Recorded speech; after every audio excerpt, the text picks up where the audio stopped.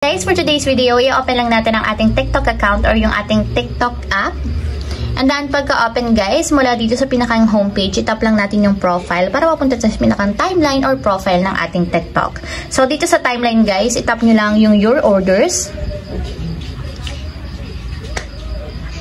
And then, after naman yan guys, dito is i-scroll lang natin papunta sa left para makita natin yung option ng pay later. So, tap nyo lang yung pay later. So, ayan guys, para makapag-payment tayo, so tap lang natin dito yung advance repayment or payment. So, wala pa kasi ako guys na bill or dues. So, ibabayad ko lang is advance repayment. So, dito naman guys, nakita nyo, wala akong amount due. So, 0 yan.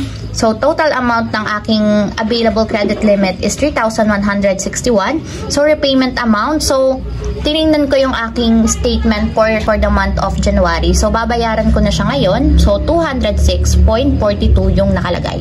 So, bali advance repayment ko na to guys. So, pinakita ko lang sa inyo kung paano ba magbayad sa TikTok Pay Later.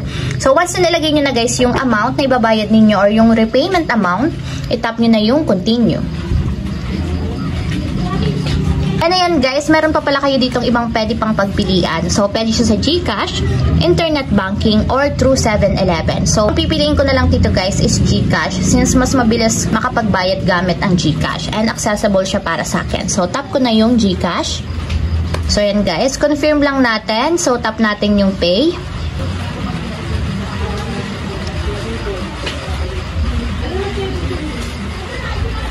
So, kung makikita nyo guys, repayment successful na siya and tap lang natin yung done. So, and guys, may nag-notif sa akin. So, your payment of 206.42 on TikTok Pay Later has been successfully processed.